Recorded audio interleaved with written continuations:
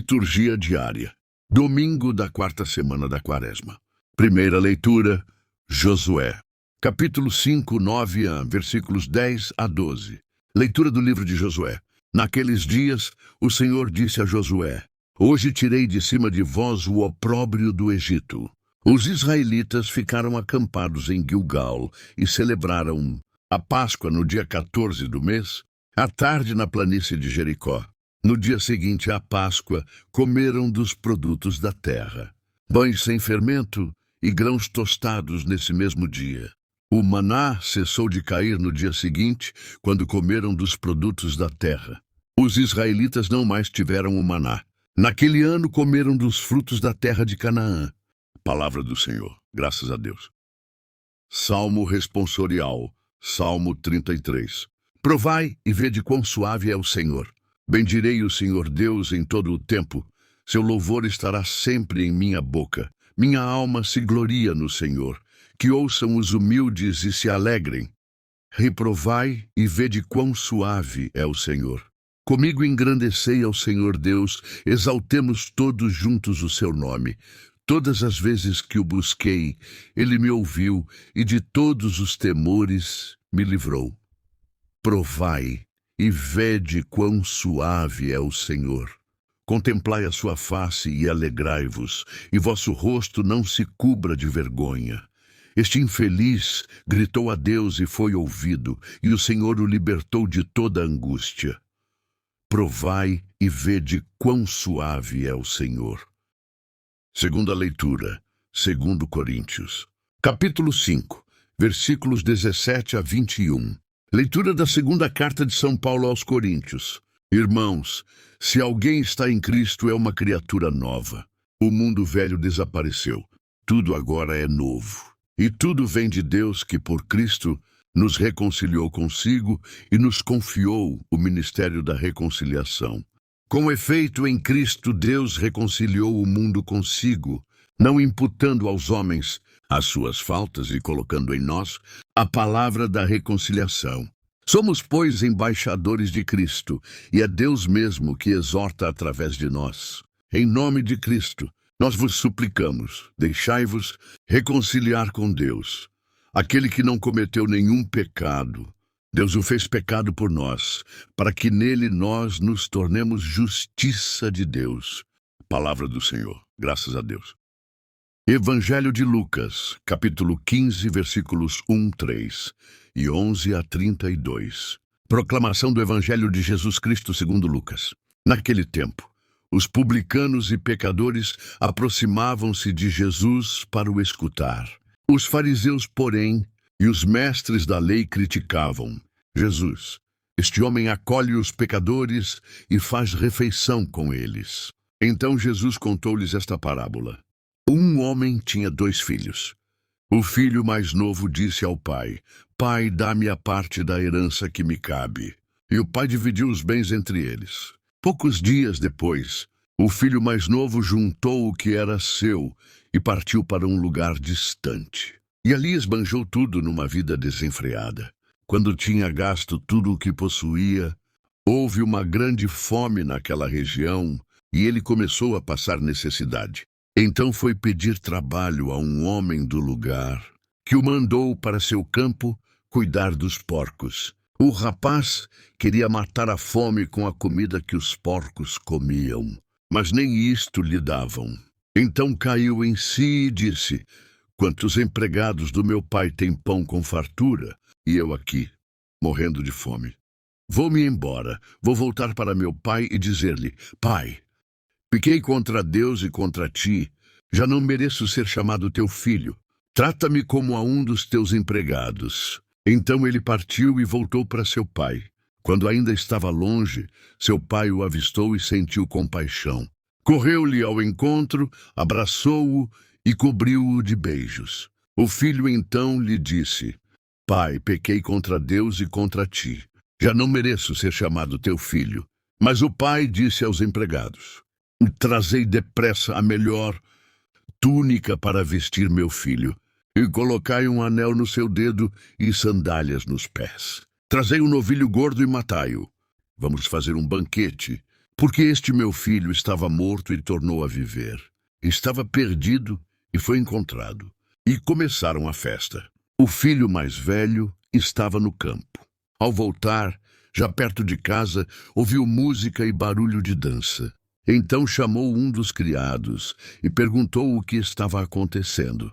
O criado respondeu: é teu irmão que voltou. Teu pai matou o novilho gordo porque o recuperou com saúde. Mas ele ficou com raiva e não queria entrar. O pai, saindo, insistia com ele. Ele, porém, respondeu ao pai: eu trabalho para ti há tantos anos, jamais desobedeci a qualquer ordem tua. E tu nunca me deste um cabrito para eu festejar com meus amigos. Quando chegou esse teu filho, que esbanjou teus bens com prostitutas, matas para ele o novilho cevado. Então o pai lhe disse: filho, tu estás sempre comigo, e tudo o que é meu é teu. Mas era preciso festejar e alegrar-nos, porque este teu irmão estava morto e tornou a viver. Estava perdido e foi encontrado. Palavra da salvação. Glória a vós, Senhor. Homilia com o Padre Paulo Ricardo. Olá, meus queridos irmãos, minhas queridas irmãs. Quero acolher você no programa Testemunho de Fé. Aqui é o Padre Paulo Ricardo e nos próximos minutos nós iremos refletir a respeito da Palavra de Deus que a Igreja nos propõe a cada domingo. E o Evangelho desse domingo trata-se do capítulo 15 do Evangelho de São Lucas, em que Jesus nos narra aquela parábola extraordinária do filho pródigo. Né? Um pai que tinha 2 filhos. O filho mais novo, então, pede ao pai: dá-me a parte que me cabe da herança. Vejam, a primeira atitude que nós vemos aqui de rebeldia deste filho pródigo é um grito de independência. Ele não quer mais depender do pai. E aqui está talvez a característica mais gritante, mais evidente do mundo moderno, do mundo atual. Nós não queremos depender de Deus. Jesus, quando nos ensinou a rezar, ele disse: Pai nosso. E a este Pai nós devemos pedir o pão de cada dia.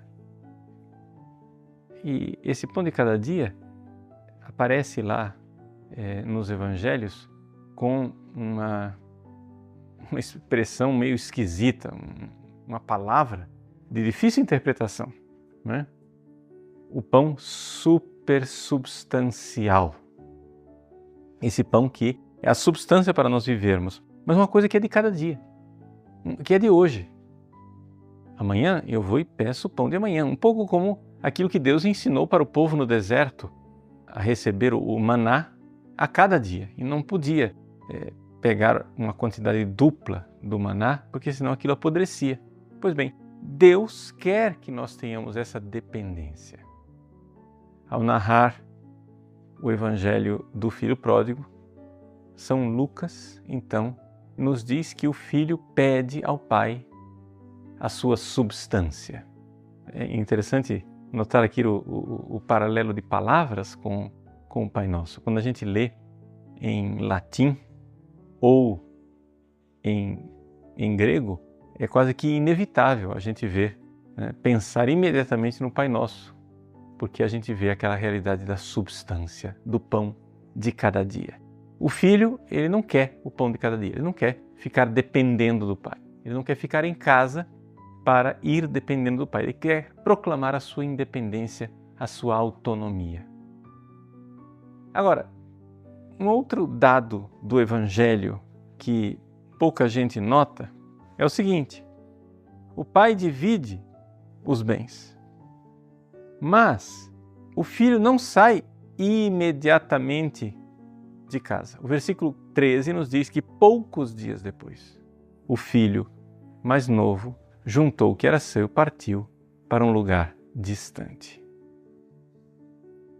Quando você proclama a sua independência de Deus, você não necessariamente se torna um ímpio, né, imediatamente. Existem cristãos que dizem ser crentes, de realmente amar a Deus, mas que não ficam aí importunando Deus a todo momento, numa vida piegas de uma excessiva espiritualidade. Não, nós temos que viver uma justa autonomia das realidades seculares, pervertendo o espírito daquilo que está escrito na Constituição Pastoral Gaudium et Spes. A Gaudium et Spes, se você for ler o texto, não diz absolutamente nada disso.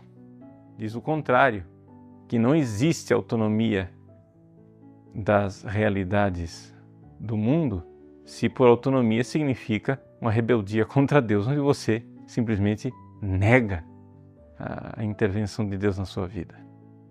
Pois bem, voltando ao nosso Evangelho, o filho mais jovem, ele vai e proclama sua independência. Proclama independência, ele não quer todos os dias pedir o pão cotidiano para o Pai. Ele não quer viver uma vida de oração que recebe cada dia as graças necessárias para aquele dia. Ele quer se virar. Eu sei administrar a minha vida. E ele então parte para um país distante. Santo Agostinho, ao comentar essa página, ele nos diz que esse país distante é o esquecimento de Deus. Então vejam onde é que está aqui, qual é o caminho espiritual, qual é a marcha da vaca para o brejo, qual é o caminho espiritual para a desgraça. No caso aqui, a marcha do filho pródigo para os porcos, né? Não é da vaca para o brejo, é do filho pródigo para os porcos. Como é que acontece essa marcha? Acontece o seguinte, ele primeiro proclama sua autonomia. Não quer pedir o pão de cada dia. Segundo, ele começa a se esquecer do Pai. Ele parte para um país distante. É o esquecimento de Deus, o olvido de Deus. E neste esquecimento de Deus, nós ficamos deslumbrados com os prazeres mundanos. Os santos padres, com muita frequência, notam esse fenômeno que quando a gente fecha o olho da alma, a gente abre os olhos da carne para o mundo ao nosso redor e nos perdemos, né? Nos dissipamos, nos dispersamos. A palavra pródigo quer dizer uma pessoa que gasta, que tem prodigalidade, é uma pessoa que desperdiça os seus bens, desperdiça as suas substâncias, desperdiça as suas energias, os dons que recebeu de Deus. E aí é que a gente olha para o mundo moderno, o mundo atual, e vê o grande desperdício. É um mundo tão cheio de valores positivos, de coisas boas. Ou seja, que progresso tecnológico que nós temos nesse mundo. Tanta coisa boa que poderia ser usada para a glória de Deus e é desperdiçada prodigamente para bobagens. Mas quem se esquece de Deus e desperdiça os dons de Deus na busca de uma felicidade, de uma satisfação, vai terminar exatamente passando fome. Isso é um fenômeno que não precisa nem você ter fé, basta você abrir os olhos e enxergar. Por exemplo, um psicólogo como o Frankl, né, Viktor Frankl, o fundador da logoterapia, ele diz isso nos seus escritos muito claramente. Se você busca a satisfação, se você busca diretamente a satisfação, a realização e a felicidade própria, num egoísmo que não transcende, que não tem sentido, o resultado disso é neurose, é você ficar claramente vazio, triste, é você ter uma experiência de morte. Então as pessoas terminam assim. Quem proclama sua autonomia de Deus e esquece de Deus, termina sendo um zumbi, um morto-vivo. Até se agita, pode se agitar no carnaval, mas aquilo lá não é vida, aquilo lá é uma morte disfarçada de vida. Então precisamos nos dar conta desta realidade. O que é que acontece com o filho pródigo quando ele vê que está passando fome, que ele gastou os seus bens numa busca desenfreada de uma felicidade longe do pai? Ele se arrepende e volta para o pai? Não, esse não é o estágio seguinte. O estágio seguinte da marcha da vaca para o brejo, ou seja, do caminho do filho pródigo para os porcos, é que ele começa a trabalhar para um homem daquela terra estrangeira, que os santos padres identificam como sendo não um demônio. Não. Mais do que isso. Um demônio da hierarquia dos principados. Porque é um demônio que é chefe de outros demônios. Ou seja, um principado que é chefe de porcos, que são os outros demônios. Então, o filho pródigo começa a alimentar os porcos, quer dizer o seguinte, ele começa a dar prazer aos demônios. Porque com os nossos pecados, nós alimentamos o demônio. Em que sentido? Alimentamos a satisfação deles. Os demônios como porcos, como aquela legião de demônios que tomou conta da vara de porcos no Evangelho, eles são esses porcos que se alimentam da lavagem dos nossos pecados. Quem vive uma vida de pecado torna-se escravo de um principado e, portanto, este escravo vai ter que agora dar satisfação a esses porcos, os pecados capitais, os pecados que você alimenta na sua vida, no seu dia a dia. Não poderia ser mais trágica a situação do pecador, não poderia ser mais trágica a situação de uma pessoa que realmente quis proclamar sua independência e a sua autonomia de Deus. É aqui então que a graça atual, uma moção de Deus, vem em auxílio do pecador.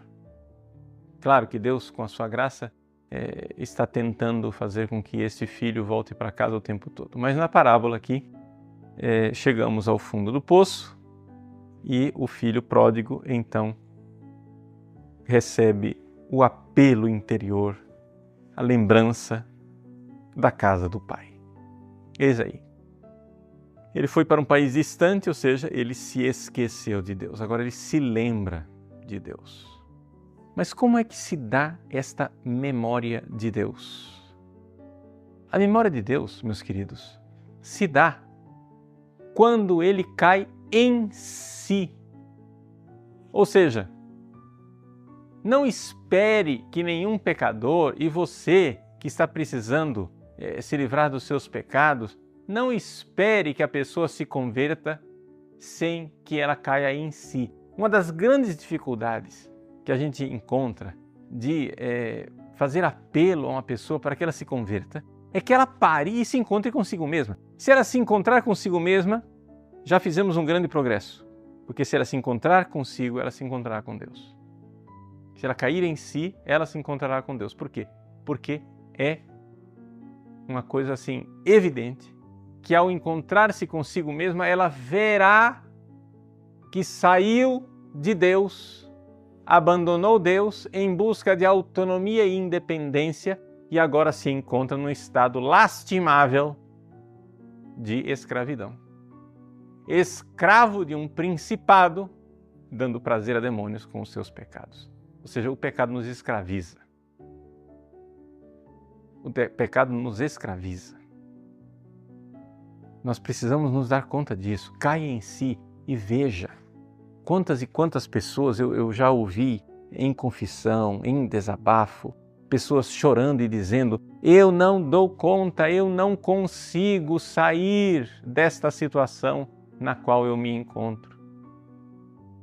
Deixa eu dizer para você, você não consegue mesmo. Você é escravo, você precisa de um redentor, você precisa de um salvador. Você precisa de alguém que liberte, que quebre esses seus grilhões. E esse Salvador, ele existe. Aqui na parábola, é uma presença invisível, não se dá sinal claro dessa presença invisível e ativa do Cristo. Mas essa parábola do filho pródigo, ela é precedida por duas outras parábolas.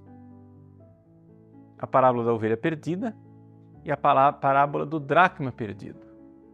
A parábola da ovelha perdida nos mostra a atividade do Cristo que busca a ovelha perdida.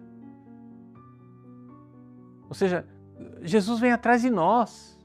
Ele sai do céu, do redil, onde estão lá os santos, as outras ovelhas gloriosas e benditas, e vem aqui na perdição onde nós estamos, e ele vem e se alegra de nos encontrar. Existe uma atividade do Cristo. Na segunda parábola, do dracma perdido, você vê a atividade de uma mulher. Essa mulher é a igreja. É a igreja que, juntamente com o Cristo, o bom pastor, varre a casa, acende a lâmpada para buscar você. A lâmpada que a mulher acende para buscar a moeda perdida é a palavra de Deus. E ela varre a casa com as suas várias atividades apostólicas para buscar você. Pois bem, ali, o filho pródigo, no fundo do poço, invejando os demônios, se recorda do Pai. Uma coisa que eu não comentei, que acho que é interessante voltar um pouquinho atrás, que esse dado aqui que é o seguinte: o filho pródigo ele inveja os demônios por quê? Porque é típico do pecador, antes de ele se converter, ficar invejando a felicidade que os demônios têm aparentemente no pecado. Ou seja, aquelas bolotas, a comida dos porcos, né? É o alimento dos demônios, o alimento dos porcos. Pois bem, o filho pródigo, ele queria a satisfação do pecado, mas ele não consegue isso. O pecado não alegra o seu coração. O pecado não satisfaz, não lhe dá prazer, porque nem isso lhe é dado. As pessoas chegam a um ponto que elas, que estavam no pecado, já não conseguem mais nem aquela alegria fátua e passageira do pecado. Sumiu tudo. Antes o sexo alegrava, agora o sexo ficou sem prazer. Antes a droga alegrava, agora a droga virou uma droga. Uma porcaria. Pois bem, ali acontece então a intervenção do Cristo, o bom pastor, ali acontece a intervenção da igreja que acende a luz, e então o filho pródigo, com esta luz acesa, ele se recorda do Pai. E então começa o seu caminho de volta para casa. Meus queridos, eu quero aqui enfatizar esse momento que é o momento dramático e mais importante da nossa parábola. Veja só, em primeiro lugar eu quero recordar que Jesus contou essa parábola pensando em mim. Tá? Nós cremos que Deus deu a Jesus, aqui na terra, enquanto homem, um poder extraordinário, sobre-humano, para poder amar a cada um de nós individualmente. Portanto, Jesus, nesse momento em que ele contou essa parábola, ele estava pensando em mim. Eu digo o meu nome e você diz aí o seu nome. Paulo Ricardo de Azevedo Júnior. É neste que Jesus estava pensando. Jesus estava pensando em mim. Jesus estava pensando em mim nessa parábola. Por quê? Porque ele realmente manda a sua graça a todo momento. Meus irmãos, meus queridos, a todo momento a palavra de Deus está no coração dos homens, como uma brisa suave, como um sussurro, como um murmurio. Deus está tentando falar. Deus está falando com os piores pecadores da face da terra e está chamando de volta para a casa do Pai. Está dizendo, para usar uma frase de Santo Inácio de Antioquia, né? está dizendo: vem para o Pai, vem para o Pai. Então dentro de nós existe um rio de água viva que diz: vem para o Pai. Agora, esse riacho com seu murmurio, essa brisa suave, ela não pode ser ouvida se você fica no barulho do mundo. Isso aqui é muito importante. Vejam, vamos usar aqui uma comparação. Deus, você não vê. Ninguém é capaz de ver Deus. Mas nós conseguimos ver o efeito da presença de Deus. É como, por exemplo, uma brisa. Você não vê a brisa, mas você consegue ver as folhas das árvores balançando quando a brisa sopra. Não consegue? Muito bem. Assim também você. Você não vê Deus. Mas se você se abrir à graça, à fé, você vai notar, depois que você se confessou, depois que você começou a comungar, um toque suave, mais constante dessa graça. E o pecador que ainda não se confessou, que ainda não mudou de vida, ele é capaz de tocar, ele é capaz de sentir esse toque suave da graça de Deus como o filho pródigo está sentindo. Mas o que acontece é o seguinte: não dá para ver o toque suave da brisa nas folhas da árvore se você estiver com a árvore cheia de macacos. Ou seja, se você põe um bando de macacos pendurados nos galhos da sua árvore e os macacos agitados ficam balançando os galhos e, portanto, balançando as folhas, ninguém vai ver a presença da brisa que balança as folhas da árvore. Esses macacos são as paixões desordenadas, os sentimentos confusos. Você tem que calar a boca desses sentimentos. Pare de olhar para esses sentimentos. Porque Deus está tocando a alma, não os sentimentos. Muitas pessoas têm uma dificuldade enorme de se converter. Por quê? Porque elas ficam presas no mundo dos sentimentos. Então, veja, ouça o que eu estou lhe dizendo. Os sentimentos não são a verdade. Isso daí até os cientistas conseguem enxergar. Não precisa nem ser católico. Se você for fazer um doutorado e na sua tese de doutorado você colocar lá todos os seus sentimentos, você vai levar bomba. O seu moderador, o seu orientador de doutorado não vai aceitar aquela tese porque você colocou todos os seus sentimentos lá e você tem que ser científico. E para você alcançar a verdade, você tem que calar a boca do sentimento para enxergar alguma coisa. Todo mundo sabe disso. Agora, por que é que você, quando vai falar de Deus, quando vai se encontrar com Deus, crê nos sentimentos? Bolas, carambolas. Para que você é louco? Acreditar em sentimento? O sentimento hoje está aqui, amanhã não está. Eu não estou dizendo que Deus não seja capaz de provocar sentimentos em nós. Claro que sim, existem as consolações divinas.